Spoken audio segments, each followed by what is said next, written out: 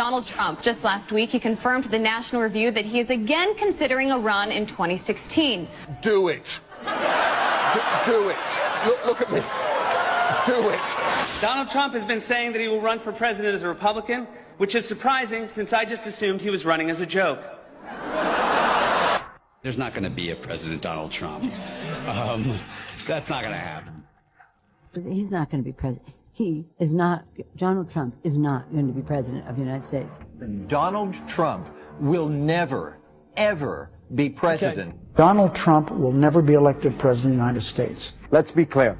Donald Trump will lose the election. President Obama will go down as perhaps the worst president in the history of the United States! Exclamation point at real Donald Trump. Well, at real Donald Trump, at least I will go down as a president. So help me God. So help me God. Congratulations, Mr. President.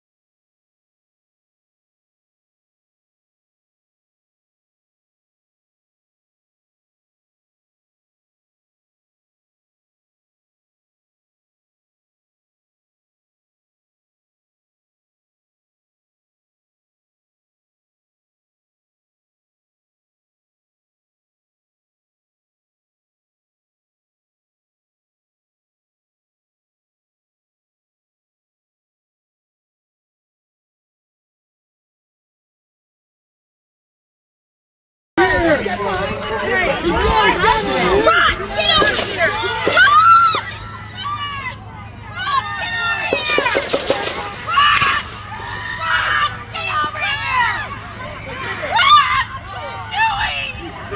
I hope he's turning this way. Be careful, guys.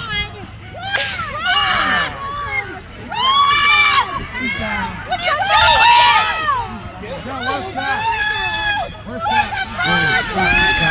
Somebody go shot. He's right there. Oh no. Are we in public? Yes. What the fuck is going on? Ross! Dad, where's Seth? Dude, that's exactly why we need fucking Trump here. I'm sure he's dead. What the hell? Oh, fucking Secret Service don't fuck around, man. Holy shit. Yeah, look, they're undercover. Where's Saffron? That's him laying.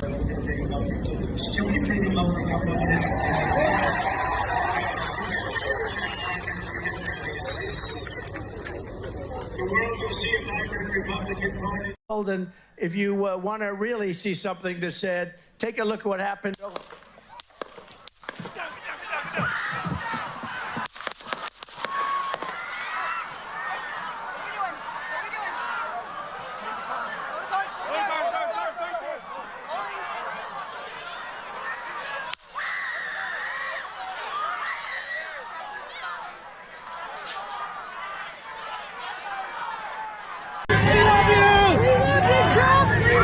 We love you, Trump.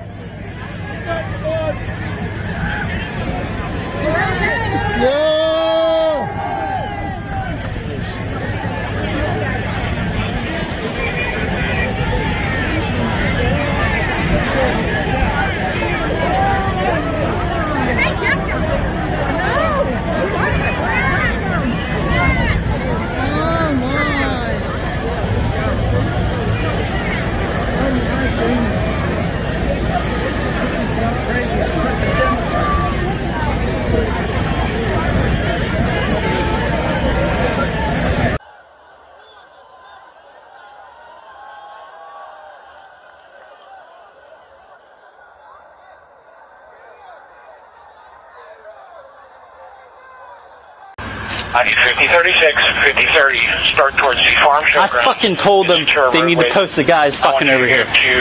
I told them that the Secret Service. I told them that fucking Tuesday. I told them to post fucking guys over here. I have no contact with either one. What? No, we're inside. Alpha 1, Bravo 1. Hickey. I told them to post fucking guys over here. I wasn't even concerned about it because I thought someone was on the roof. I thought that's how they found out. Can you lose a guy walking back there? They were inside. Why were we not in the building? Because it's too far from us. You need a guy somewhere over on the left side. Why weren't we? Because I thought we were going to post guys over here. I talked to the Secret Service guys. They're like, yeah, no problem. We're going to post guys over here. Watch the large window beside me. I bet you climbed up here. I say he climbed the floor. I don't think so. The trooper pulled in right there. Oh. I thought the trooper was yelling at him. He didn't see him because the bush was there. But PD2 and Officer, your patch. You guys can talk freely. Available units for the west side of AGR if possible. Who was over here? Do you know? Who was where? Went through the fence. Was there? Be a guy back there. I was against the fence right there. You were fence right there. And then Butler issue guy was right there. Was there a guy over, like, was there one of your guys, or was there a Secret Service guy over here? So I saw everyone start surrounding the building. No, before, at the start of this whole shit. Red shirt? Yeah, they're both right here and set up a perimeter, whatever they can do. there's also another guy. Bravo 1 is coming. And requesting order to search access.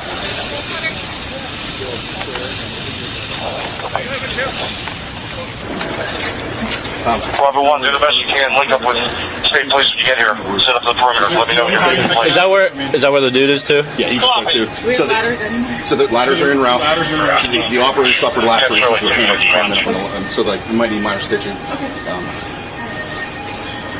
Can't confirm life stats on the map. Let's get up. 40, where do you want me? Ladder is coming. So how we got up? Next corridor over. Okay. Right.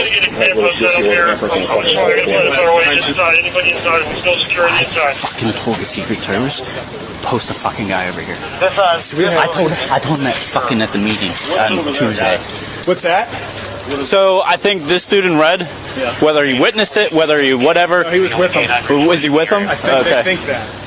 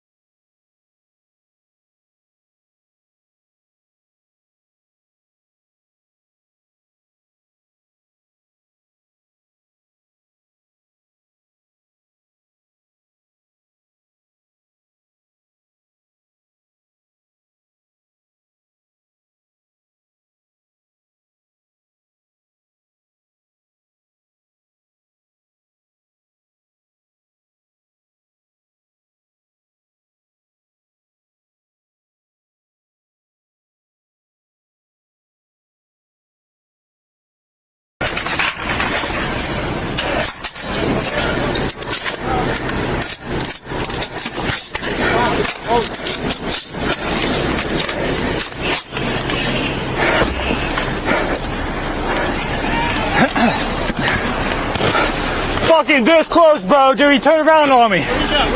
He's straight up. Okay, we have 2 civilians attending to him. I don't know. Who's got eyes on him?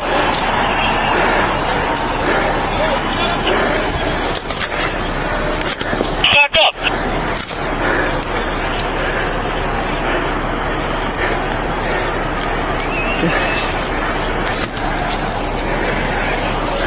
Seriously, he was right where you picked me up, bro. He was on that left side. We have a unit on the roof. Affirmative.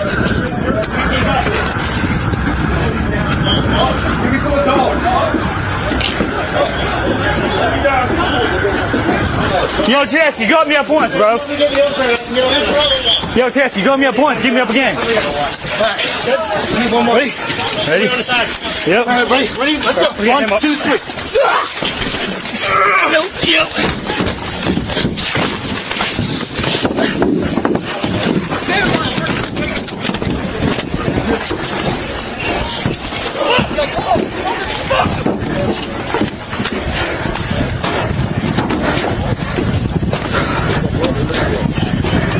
Yeah. You want that? Here. Where's the gloves at? Where's the gloves at? Not back. Ooh, fuck.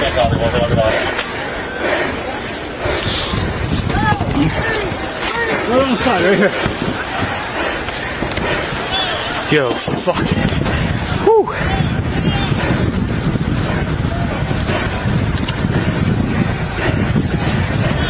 So we don't know. So this is the guy that Yes, that they sent the yes, Beaver County sniper team and sent the pictures out. This is him. Okay, all right. Rifle's right there, obviously. Got it. So the bike in the back. Is he on that bike? We don't know. We don't know. So I we're don't know. just treating that as suspicious device. Oh, 1 second. I believe the sniper that seen these and sent the pictures is right inside this building. Michelle, is Greg in there? All right, so if you go to that window that's open and yell for Greg, that's the sniper that sent the original pictures and seen him come from the bike and set the book back down and then lost sight of him. Okay. He's the one that sent the pictures out. I don't know if you got the same ones I did. I think I did, yeah. He's like got his glasses on and he's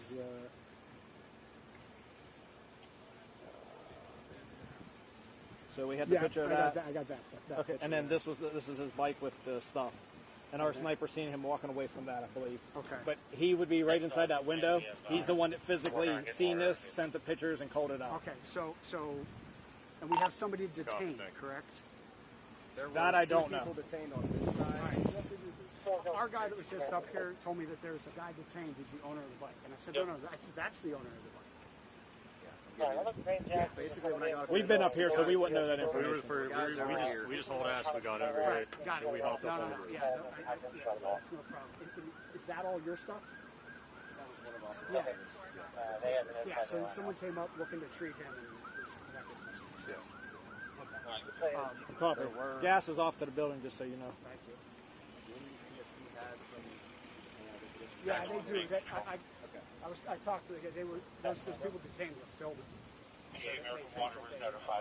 Maybe they were involved. Maybe they weren't. Other than that, I haven't heard anybody. But I think it's. The guys that saw them filming were like, oh, they were filming us, and then filming the guy up on the roof, and then filming us, and then when the shots started firing, they tried to run away. Isn't that what everybody would do that on the phone? I'm not saying they weren't involved, but you know what I mean? Like that. It's up in the air right now, right? Right. So I got no problem detaining them. But again, I'm just trying to detain those guys, find out what they know, who they are, whatever. I'm trying to get clear information to relay back to DC. We have one shooter deceased.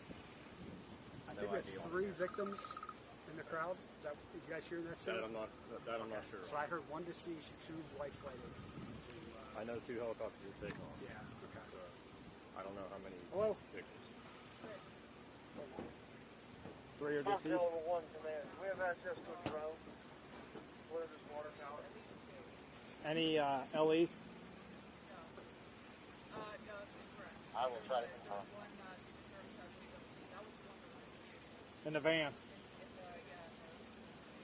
Did he survive? Copy. Hi, Ari. Good afternoon. A source familiar with the investigation tells me that, look, it took a single shot to kill the would-be assassin Thomas Crooks, and that shot came from a Secret Service counter sniper that the source says he described the shot as a 1 in a million type of shot. The counter sniper could only see the top of the scope, his eye and forehead, because the lip of the AGR building that Crooks was on was obscuring that view. We're also told a local police sniper took a single shot as well, but missed. Remember, this building was about 150 yards away from where the former president was standing on that stage, and it had a clear line of sight to the former president. Federal law enforcement sources tell Fox that while Crooks snuck up on that roof, a Butler Township Emergency Services Unit sniper team was looking out out of the windows of that same building, watching for any suspicious activity. So how did Crooks get on that roof? Federal law enforcement sources tell Fox that it was initially thought he brought a ladder. However, no ladder was found on site, and we're now told the more likely scenario is that Crooks hid his father's AR-15 near an AC unit, and then he climbed onto that AC unit to get up onto the roof of the AGR building. This, as the Wall Street Journal is now reporting, the shooter was able to fly a drone above the rally site earlier that day. The predetermined flight path, the Journal reports, indicates that he flew the drone more than once to scope out the site. A federal law enforcement source tells Fox the Secret Service was not flying a drone over the rally that day. Senator Josh Hawley says multiple whistleblowers with direct knowledge have come forward saying the rally was being treated as a loose security event.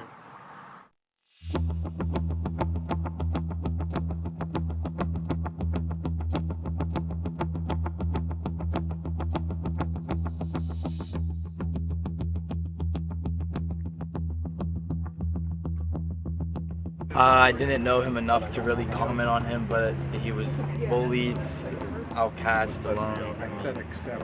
You know how kids are nowadays. He didn't dress like everyone else, so...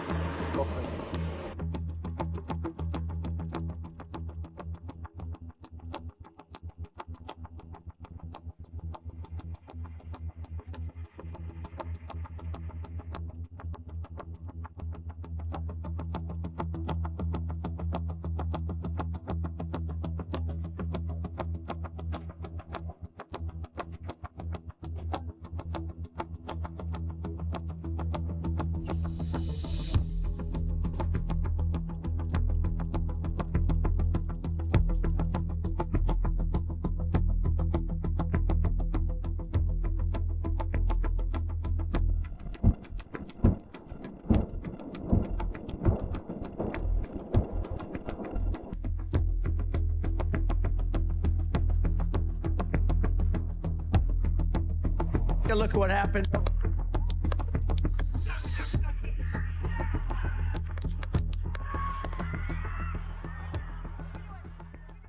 .6'4". I go to Stanford University. I have a 10-inch penis and 6'4". I go to Stanford University. I have a 10-inch penis and 6'4". I go to Stanford University. I have a 10-inch penis. And it would have taken foreknowledge, either by the FBI or DHS and Secret Services under DHS, of this individual planning to do what he did in the way that he did it. That is, going to the roof at that time in order to take a shot at the president. And someone within the FBI or within DHS would have then had to have communicated with DHS's Secret Service to say, stand down at this time, at this aspect of the perimeter, i.e. the roof. And so that's really the link here. And so the thing that needs to be drilled down to is the nature of the stand down. Again, we have a affidavit from a Secret Service whistleblower that they were supposed to be there, but they were told to stand down. And so everything else that you know you're identifying here really flows from this question of why they had such lax security, why they chose to ignore so many standard protocols. Well, that question may be answered by knowing the name of the officer who ordered that stand down from the roof. And that happened at 2 points, right? There was supposed to be someone on the roof. That person had to stand down. And there was supposed to be, as you mentioned, a sniper team with a line of sight to the roof, and they were not there. Now, whether they wandered off randomly or were they given a stand-down order, were they told by someone else to go to a different roof? Well, the question here is sort of solved by knowing the name of the person who gave that order, because then you just get all the comms of that agent or officer and see who they're connected to, what advance notice they have. Were they in communications with the FBI? Did they have advance knowledge that there was a deranged loner planning to use the roof? Because if that's the case, then it's it's case closed and we can move right to prosecution.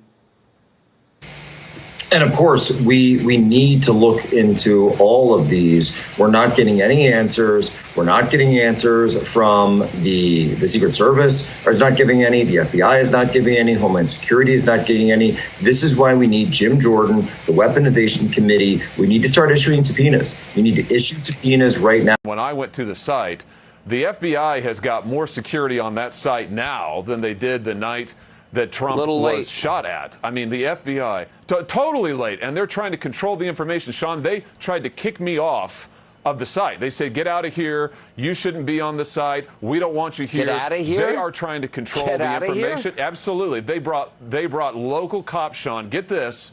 I'm there on site. I had permission from the local security operator to be there, and the FBI came out and said, you have got to leave. One thing is that most of the detail assigned to Trump that day and to that rally were not Secret Service, that most of them were from other federal agencies, including Homeland Security. And Sean, they weren't prepared. They didn't know what the procedures were. They did not have the site locked down. They were not adequately patrolling the perimeter. As you just said a moment ago, they were leaving huge gaps. Whistleblowers also tell us that they were allowing people to come into the grounds who weren't checked. They weren't monitoring who was getting up around the stage. I mean, it's unbelievable, Sean. And having been there today myself, I can tell you, it is so close. That building where the shooter fired from is so close to where Trump was. The idea that you could have all of this time elapse and nobody notices, no law enforcement notices he's on the roof. One other thing, Sean, whistleblowers tell me that law enforcement were actually on different channels, different radio communication channels. There were multiple different channels and they weren't coordinated. As you can see behind me, this is the roof the shooter was on. It is a very low roof and it is very close to the fairground. I mean, it's right here. The president's stage was right over there, 150 yards or something away. And it's no wonder people could see him because this roof is low. This building is really close in and it's totally exposed. I mean, right where I'm standing, there were gobs of people. So it's no wonder that lots of folks saw him. The question is, why didn't law enforcement see him get on the roof? Why didn't they see him on the roof? Why didn't they go up and confront him before he started shooting or before he got on the roof when he was all in this area? It's so close together. It really, it's hard to understand. It just shouldn't have been when you have essentially a flat, open roof like that, and it's direct to the target with absolutely nothing in its way. How can somebody be up there? And he was up there for a long period of time because they have tape of him moving all over the place. And then they see him and they don't report him. Who was the policeman or I guess it was local police, who looked at him, saw him standing with a gun? I think the guy saw him and this guy dropped off the roof. And I don't blame him for that. What I do blame him for is why isn't he calling everybody, screaming and say, there's a guy with a gun up there? What did he do when he dropped off the roof? Did he just go away and say, like, nothing? That's a big factor. Who was he? And why did he do that? Why didn't we know about that? Because I would have, oftentimes, based on weather and based on other things, I'd say, sir, would you wait 10 minutes before you go out, please? We never had a case like this. But certainly if they said, would you wait 5, 10, 15, 20 minutes because we have a possible problem, unlikely but possible, I wish somebody would have done that because Corey would be alive and 2 people that were seriously hurt would not be hurt. And we wouldn't have had all of the things that we've gone through over the last period of time. And sir, I think it illustrates. Sheriff, the Washington Post is reporting, according to you, that seconds before the gunman opened fire, he came face to face with a municipal police officer who was not equipped to neutralize him. What can you tell me about that? Well, I never said that. And I appreciate you, Jennifer, for bringing that to my attention. I immediately called the Washington Post reporter to straighten that particular issue out. How would I know it was seconds, first of all? And I never said that to begin with. The face-to-face thing, how could I know he was face-to-face? All I know is the officer had both hands up on the roof to get up onto the roof, never made it because the shooter had turned towards the officer, and rightfully and smartfully, the officer let go. And they said, you had taken a class at the Keystone Shooting Center, and the person that you were in the class with was the person that had shot Donald Trump. When I went for the class, I was surprised that the class was only one other person and me. he was quite young, very quiet, seemed friendly, nice kid. So we went into the range and each took our booths. We were right next to each other, and he had already was loaded and firing before I had gotten my gun even loaded. So I was kind of surprised at that, you know. And so I figured he was experienced, and he ended up doing better than me because on the further distances, he had shot one area so many times that it blew out a hole in the target. Towards the end of the classroom discussion, you know, when we really kind of ran out of training stuff to talk about, we started talking about other things, and eventually I got into politics. He wasn't saying anything. He remained quiet. So I was kind of, you know, waiting to see what this guy would do because it was getting a little tense there, and he never said a word. He just sat there, kind of smiled, looked, and didn't say anything. So I was surprised at that, you know, not knowing what was going to happen, you know, in the future. But even then, I was kind of like, you know, how come this guy isn't saying anything, yay or nay, you know?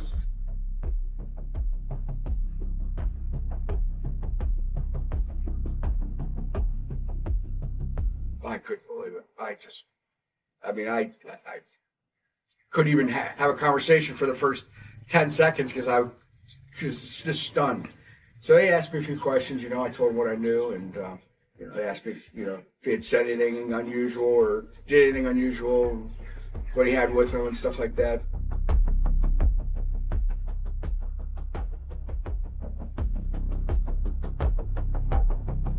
The family lost their father. A wife lost her husband. You know, he was trying to protect his family. So, you know, this person not only wanted to assassinate Donald Trump, he didn't care who else he hurt along the way. It chills thinking about who I was sitting next to. If he was that deranged, who knows what he would have done inside the range if he felt like it, you know, he could have shot us. So, you know, it was disturbing, to say the least. Well, I think it would have been a complete disaster. I mean, if that would have been successful, that would have thrown the entire election into chaos, thrown the country into chaos. Crooks, was there anything that might have made you aware of what your son was up to? Mr. Crooks, can you explain why your son has such a limited social circle? Is there any statement you'd be willing to share with us right now, Mr. Crooks? I gotta pee. Eric, very good, sir. Congratulations. How do you feel? I gotta pee. I believe he said he had to go pee. I gotta pee. Matthew, why would your son want to kill the president? Back off! No comment. No comment! Were there any warning signs, Matthew? No comment. How's Mary holding up? No comment. We'll release a statement when our legal counsel advises us to do so. Until then, we have no comment. We just want to try to take care of ourselves right now. So please, give us our space. Keep saying he's a threat to democracy. I'm saying, what the hell did I do for democracy? Last week I took a bullet for democracy. What did I do against democracy? Crazy.